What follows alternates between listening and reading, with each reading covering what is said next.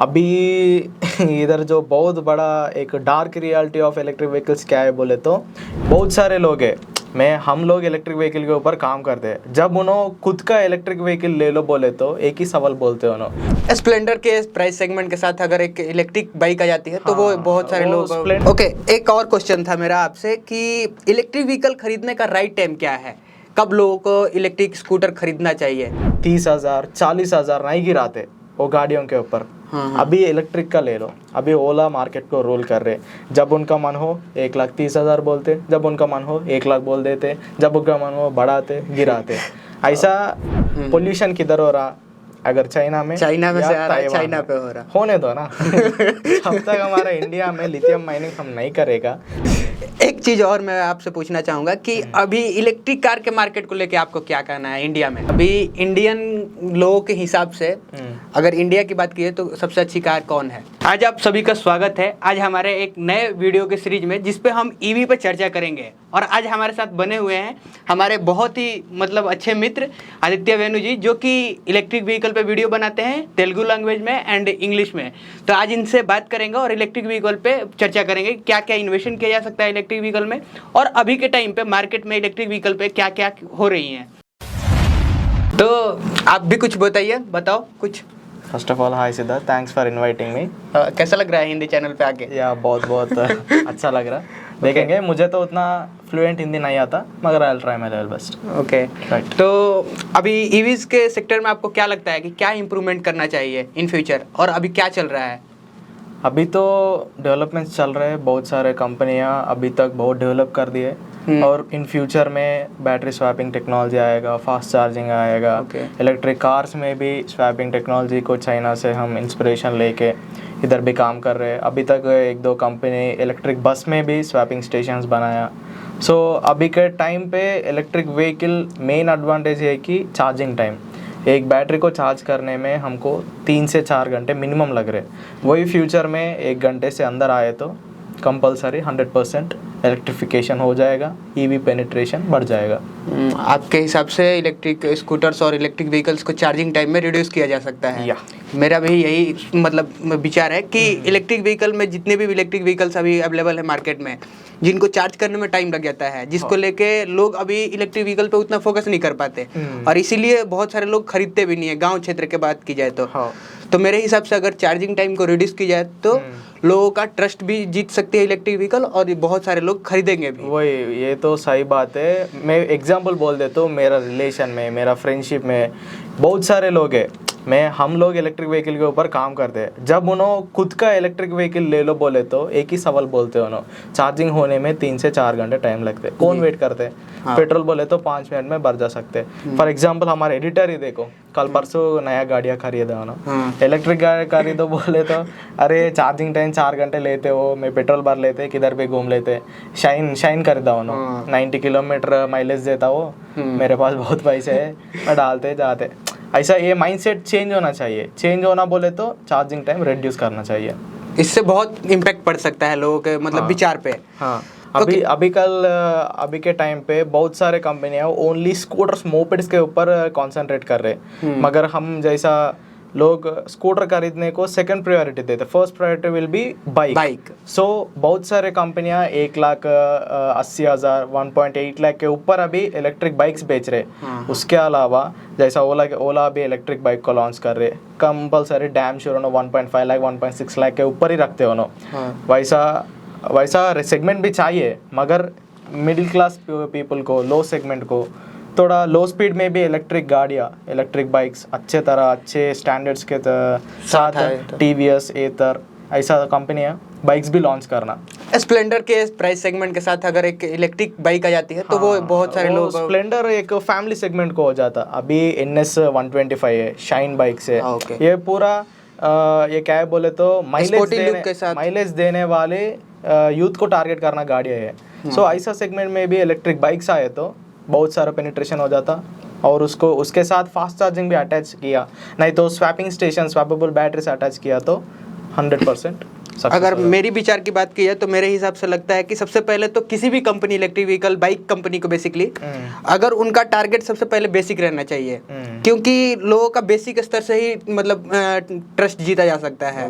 अगर एक स्प्लेंडर के सेगमेंट की अगर इलेक्ट्रिक बाइक आ जाती है, क्योंकि अभी इंडिया में मुझे जहां तक लगता है कि स्प्लेंडर सबसे ज्यादा बाइक में बिकती होगी, तो अगर एक स्प्लेंडर के सेगमेंट की इलेक्ट्रिक बाइक आ जाती है 1,10,000 से 1 लाख के बीच का ऑन रोड, तो वो लोगों का ट्रस्ट ज़्यादा जीत सकती है। अगर रेंज भी थोड़ा कम रहे फिर भी अगर अच्छे टेक्नोलॉजी के साथ, अच्छे R&D के साथ आती है तो लोगों का ट्रस्ट जीत सकती है मेरे हिसाब से। वही अभी तक बहुत सारे कंपनियां क्या सोचे बोले तो इलेक्ट्रिक स्कूटर, इलेक्ट्रिक व्हीकल बोले तो उसमें फीचर्स होना चाहिए, ऑन बोर्ड मैप्स होना चाहिए, डिस्प्ले होना चाहिए, म्यूजिक होना चाहिए, ये सब सोचा। मगर अभी जो कंपनीज अभी स्कूटर्स लॉन्च कर रहे हैं ना, पूरा उसका सोच बदल गया। क्या है, अफोर्डेबल प्राइस रेंज में बिना टच स्क्रीन डिस्प्ले, बिना फीचर्स, बिना कनेक्टिविटी, बिना ब्लूटूथ, खाली नाम के वास्ते वो Bluetooth connectivity, turn by turn navigation दे रहे हो ना, कोई भी नहीं यूज़ करता। सो ये सब हटा के 1 लाख के अंदर अभी लॉन्च कर रहे। अभी जो TVS iQube का बेस वेरिएंट ले लो, एथर रिस्ता ले लो, ये ओला S1 X सीरीज ले लो, ये सब सक्सेस होने वाला गाड़ियाँ है। जब सक्सेस होता तब स्टैंडर्ड्स अच्छा है, ये सब पीपल को नहीं चाहिए। ये टच स्क्रीन डिस्प्ले ये सब पूरा निकाल के 1 लाख के अंदर जिस प्राइस सेगमेंट में पेट्रोल गाड़ियाँ आता, उस प्राइस सेगमेंट में अच्छा स्टैंडर्ड्स वाला इलेक्ट्रिक गाड़ियाँ विदाउट एनी फीचर्स आए तो कंपलसरी वो मार्केट को खा सकते हैं। मैं भी आपसे सहमत हूँ बिल्कुल, क्योंकि उतने फीचर की जरूरत भी नहीं है। वही, क्योंकि अगर हमारे मम्मी पापा के एज के लोग चलाते हैं तो उन लोगों को वो फीचर समझ में ही नहीं आएगा। वही मम्मी पापा छोड़ दो, हम लोग भी कितना डेज यूज कर सकते हैं, 7 डेज 10 डेज। अभी रिसेंटली मैं नथिंग फोन खरीदा, उसका बैक साइड ग्लिफ लाइटिंग को हाईलाइट किया हो। हाँ। कितना दिन यूज करते हो? 1 दिन देखते, 2 दिन देखते, 10 दिन देखते, नया खरीदे तो कुछ दिन। हाँ, वो बात सही है। वैसा ही टेक्नोलॉजी को इम्पोर्टेंस देना चाहिए, मगर जितना इम्पोर्टेंस देना चाहिए उतना ही देना चाहिए। उसके वास्ते 1.5 लाख 1.6 लाख ऐसा प्राइस बढ़ाया तो नहीं होगा। ओके, एक और क्वेश्चन था मेरा आपसे कि इलेक्ट्रिक व्हीकल खरीदने का राइट टाइम क्या है, कब लोगों को इलेक्ट्रिक स्कूटर खरीदना चाहिए? अभी जो ये थोड़ा फनी क्वेश्चन है, कई को बोले तो मैं अभी 3-4 साल से देख रहे हैं।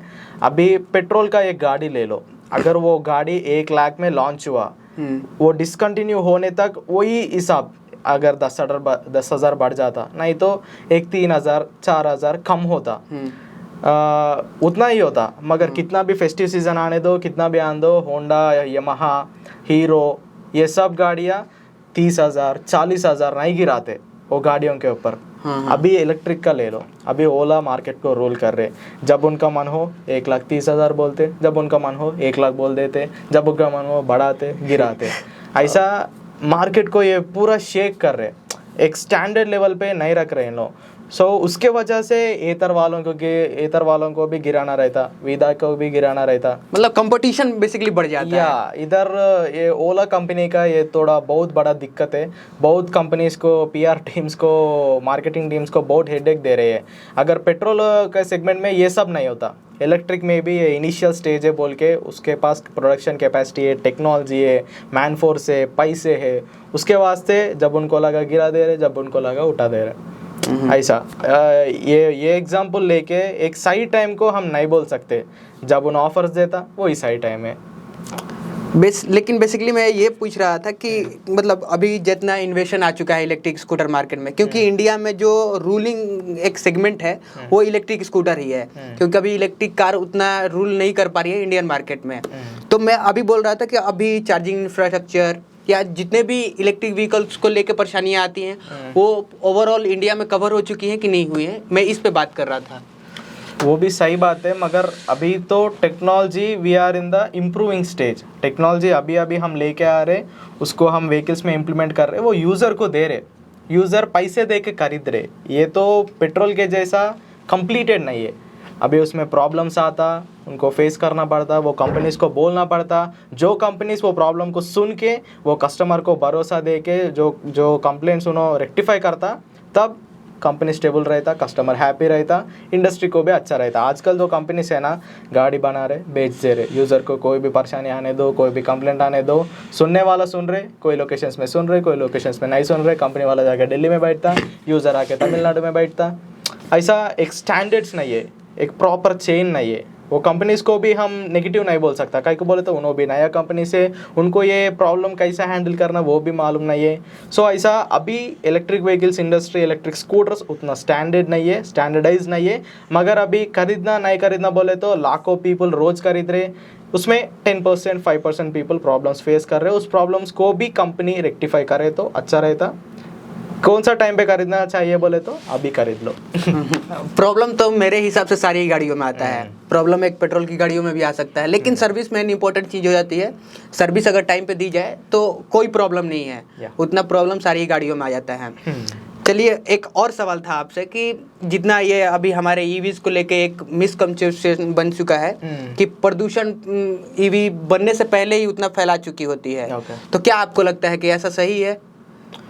ये बात हम डायरेक्टली देखें तो सही नहीं है। काहे को बोले तो इलेक्ट्रिक व्हीकल्स का मेन मोटिव है पोल्यूशन को सेव करना। कैसा सेव करता है? अभी पेट्रोल गाड़ियों में एक 5 साल 4 साल होने के बाद उसके ऊपर बहुत लोड होने के बाद वो इंजन बोर आ जाते, उसको पूरा rough and tough wear and tear हो जाते। उसके बाद उसके वो पीछे से निकलते हैं ना धुआं, कार्बन मोनोऑक्साइड बेसिकली निकलता है। उसके वजह से पोल्यूशन आते। वो two wheelers basically petrol two wheelers में कम होता। ये पोल्यूशन किधर होता? बसेस, ट्रांसपोर्ट व्हीकल्स, ये बड़ा होते हैं ना। सो उधर से हमारे को मोस्ट ऑफ द पोल्यूशन आता।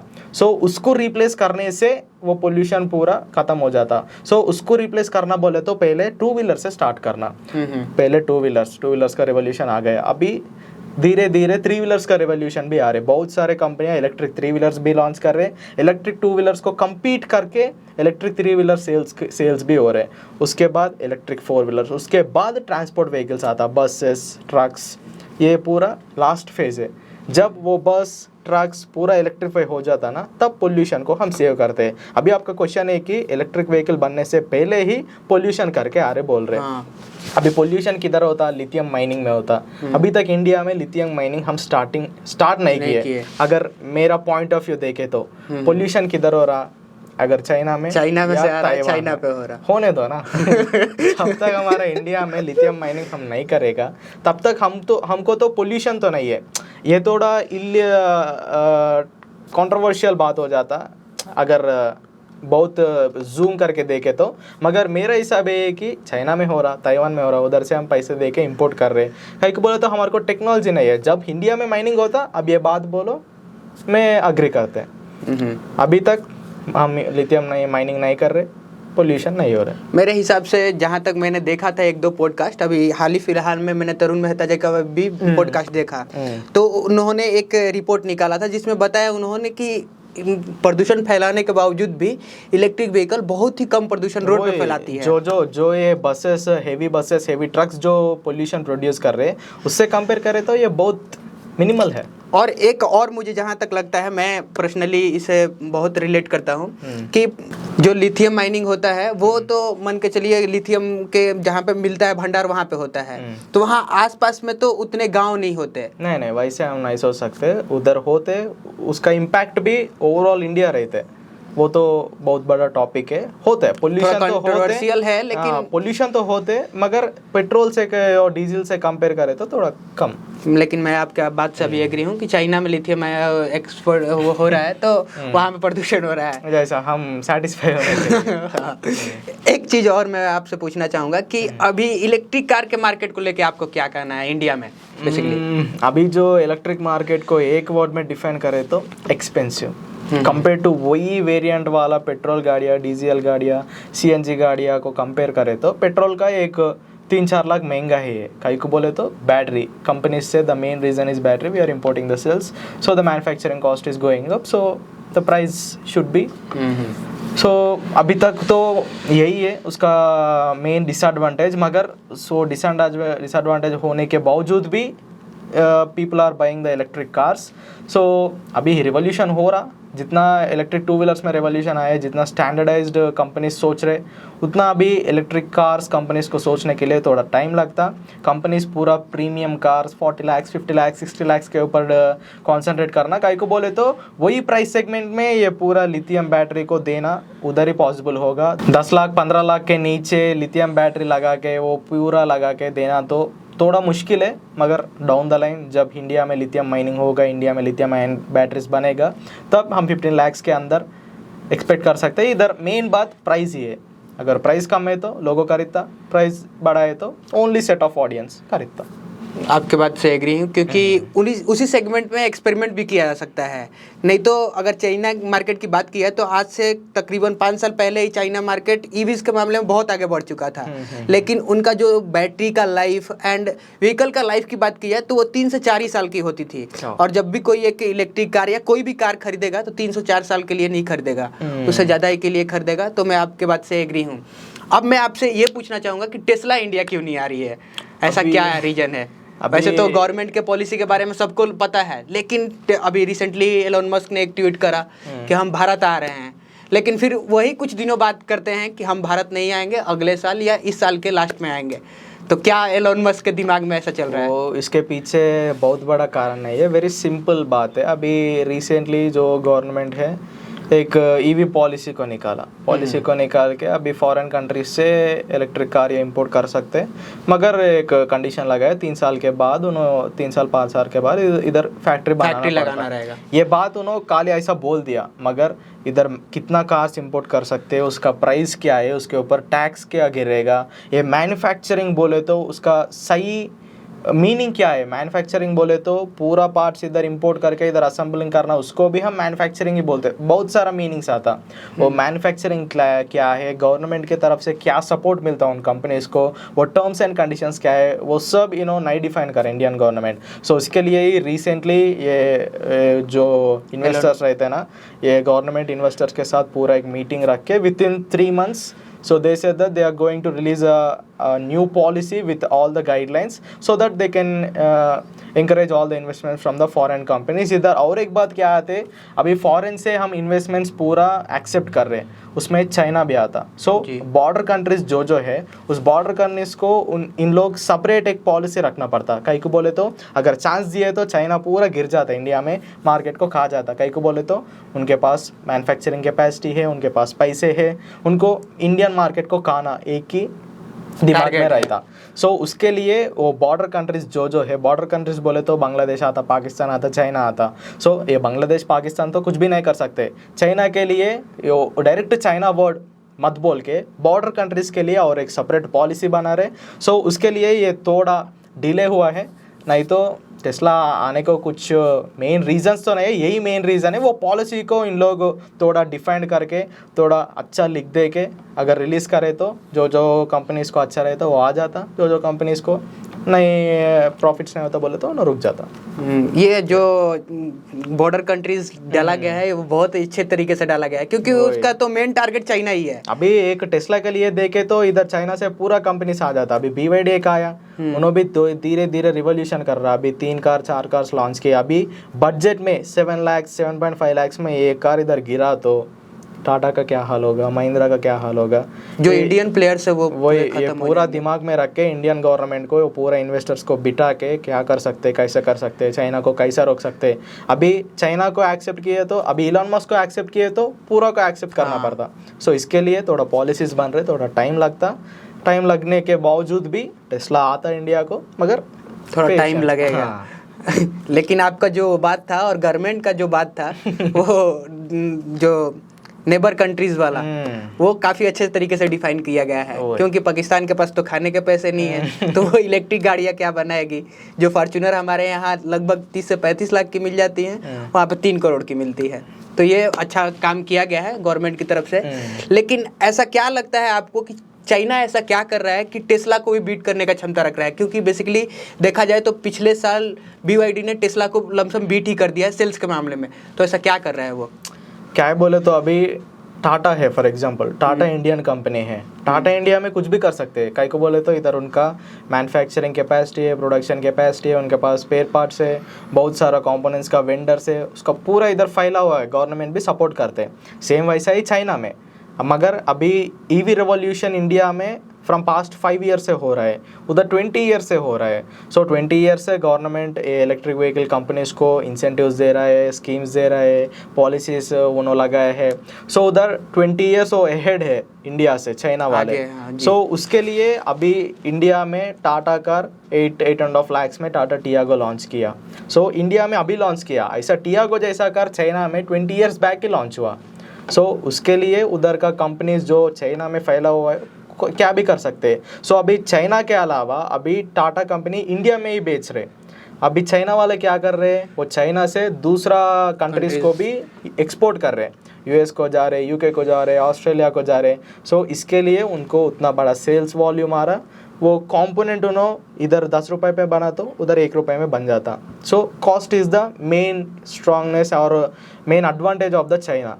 सो उसके लिए उन्होंने कोई भी गेम खेल सकते हैं. क्योंकि अभी चाइना का में ही लिथियम आयन का माइनिंग होता है और लिथियम आयन का माइनिंग चाइना में होने के कारण थोड़ी बैटरीज की कॉस्ट भी कम हो जाती हैं. क्योंकि बेसिकली इलेक्ट्रिक व्हीकल में जो 50 to 60% कॉस्ट होता है वो इलेक्ट्रिक उनके बैटरीज का ही होता है.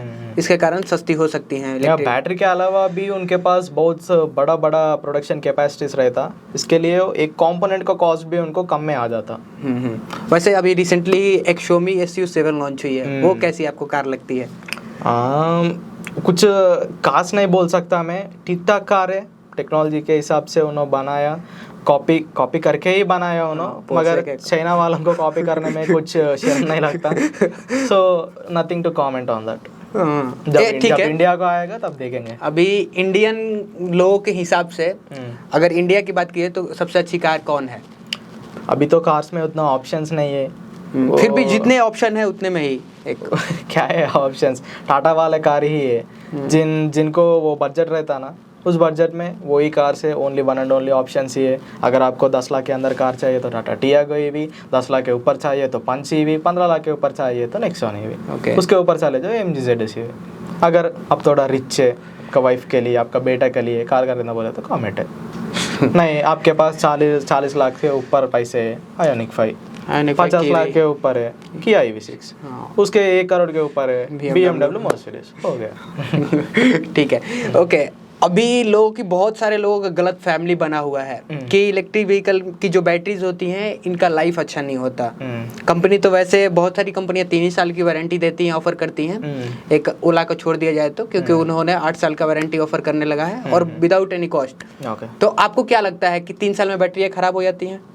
अभी इधर जो बहुत बड़ा एक dark reality of electric vehicles क्या है बोले तो, हम बैटरीज चाइना से इंपोर्ट कर रहे हैं. चाइना से कैसा आता बोले तो एक छोटा छोटा सेल्स रहता, NMC cells. Before 1 to 1.5 year तक पूरा कंपनीज NMC सेल्स ही इंपोर्ट कर दिया. सो NMC सेल्स आता, वो कैसा ऑर्डर करता है इन लोग. अगर एक कंपनी है इधर इंडिया में, कंपनी बनाया, उन लोगों को लिथियम आयन बैटरीज होने बोले तो अगर ये कंपनी का CEO चाइना को जाके उधर वो सेल्स क्या क्या है, कौन सा ग्रेड का है, उसका क्वालिटी क्या है, पूरा चेकिंग करके ठीक है ये अच्छा है, मुझे ये इतना बल्क ऑर्डर में चाहिए, बेच दो. नहीं, उनको उतना नॉलेज नहीं है. एक मीडिएटर रहता, मीडिएटर के पास ये जाके भैया मुझे ऐसा NMC सेल्स चाहिए, ये क्वालिटी का चाहिए, ये क्वांटिटी चाहिए बोले तो चाइना वालों को, वो सेलर को अप्रोच करके उन्होंने लॉट लेके इसको भिजाता. नहीं बोले तो डायरेक्ट कंपनी से कांटेक्ट करके वीडियो कॉल में, व्हाट्सएप में फ़ोटोज़ भिजा के ओके ठीक है पेमेंट कर दिया, भिजाओ लोड. सो इधर क्या होता बोले तो, अगर CEO डायरेक्ट चाइना जाके वो सब देख के, वो कंपनी का हेड को बात करके पैसे दे के आए तो सही माल भिजाता. ये मीडिएटर के साथ जाए तो, नहीं तो व्हाट्सएप में फ़ोटोज़ भिजाए वैसा जाए तो उन्होंने दिखाता है कि भिजाता है कि ये सेल्स के ही नहीं, पूरा components, whether it might be furniture, electrical vehicles, कुछ भी कंपोनेंट हो दो, अगर हमें इनडायरेक्ट से खरीद लेते हैं ना, उन्होंने दिखाता है कि भिजाता है कि, और रिटर्न भी नहीं रख सकते, उसको रिस्क पे लेना पड़ता. सो अभी जो कंपनी से उन्होंने डायरेक्ट गया, सेल्स को देखा, अच्छा सेल्स को उठाया, लेके आया, गाड़ी में रखा, चला रहा. वो कंपनीज अच्छा चला रहे, उसको कुछ दिक्कत नहीं है, छोटा छोटा दिक्कत वो भी 1-2 सेल्स रिप्लेस कर रहे, बेच दे रहे। अभी हैदराबाद का बेस्ड एक कंपनी है, रिसेंटली नहीं, बहुत साल से है वो। सो उन लोग क्या करा, पहले में बहुत अच्छा व्हीकल्स लॉन्च किया, बहुत सेल हुआ, उनको बड़ा मार्केट आया। सो उस चक्कर में उन लोग पूरा सेल्स के ऊपर कॉन्सेंट्रेट किया। उस समय में सेलर क्या किया, पूरा लो ग्रेड सेल्स भिजाया। वही लो ग्रेड सेल्स, उसको उतना टाइम नहीं था, उसको सेल्स के ऊपर उसका कॉन्सेंट्रेट था। वही बैटरीज लगाया, भिजा दिया, बैटरीज फायर हुआ, ब्लास्ट हुआ, रेंज ड्रॉप हुआ, सेल्स पूरा ख़राब हो गया, सीरीज ही उठा चले गए। सो उस टाइम को उनको रियलाइज़ हुआ, वो पूरा अभी गाड़ियाँ बेच दिया उन्होंने बैटरीज, वो बैटरीज पूरा उन्होंने कलेक्ट करके अभी चाइना नहीं भी जा सकते। अगर कंपनी वो चाइना वालों भी 3 साल गारंटी दिया तो उधर से इधर आना ईजी है, इधर से उधर नहीं जा सकते। सो वैसा चाइना वालों भी बहुत दिमाग का है, कभी कभी इंडिया वालों को स्टॉप करना ही उन्होंने सोचते। सो वैसा लो ग्रेड का सेल्स आया, इधर उन्होंने बेच दिया, पूरा दिक्कत हो गया, इलेक्ट्रिक व्हीकल्स मार्केट को पूरा उन्होंने गंदा कर दिया। सो ऐसा सेल के ऊपर डिपेंड करता, वो सेलर कौन सा सेल बेच रहा, उसका क्वालिटी क्या है, उसके ऊपर इलेक्ट्रिक व्हीकल का लाइफ रहता। जैसा आपने बताया कि बहुत सारी कंपनियां ऐसे ही जाके इलेक्ट्रिक व्हीकल्स के सेल्स ले लेती हैं, जो बैटरीज का सेल होता है। मेरे हिसाब से जितनी भी ये मार्केट को गंदा की हुई है और चाइना का जिसमें हाथ है, वो जितने भी लोअर कास्ट के ये असेंबल करके गाड़ियाँ बेचते हैं, उन्होंने लोगों के कारण ही हुआ है। जस्ट लाइक ओला या एथर या जितने भी अच्छे ब्रांड्स के इलेक्ट्रिक स्कूटर इंडियन मार्केट में अवेलेबल हैं, उनके कारण तो उतना मुझे इम्पैक्ट नहीं लगता। वही उन लोग जाके गिन चुन के कौन सा सेल अच्छा है, किसका क्वालिटी क्या है, किसका ग्रेड क्या है, उनके पास बहुत बड़ा इंजीनियर्स रहता, क्वालिटी टीम रहता, टेस्टिंग टीम रहता। उन लोग कौन सा सेल आया, उसका ग्रेड क्या है, उसका क्वालिटी क्या है, पूरा टेस्टिंग करके ही बैटरी में बिठाते हैं। इन लोगों के पास वो कुछ नहीं रहता, सेल आया, उसको चार्ज डिस्चार्ज करा, स्पॉट वेल्डिंग कराया, डाल दिया वैसा। तो अगर एथर, ओला जैसी बड़ी कंपनियों की बात की जाए, टीवीएस, हीरो, विदा, तो इनकी बैटरी लाइफ पे आप क्या कहना चाहेंगे? क्या कितने साल का हो सकता है? कंपनी वाले इससे पहले 3 साल दिया warranty, recently 2 years extended warranty दे रहा। अगर उनको भरोसा है तो ही वारंटी दे रहा उन्होंने। सो उन लोग 5 साल दिया है, तो एग्जैक्टली 6 to 7 ईयर्स एक लिथियम आयन बैटरी का लाइफ है।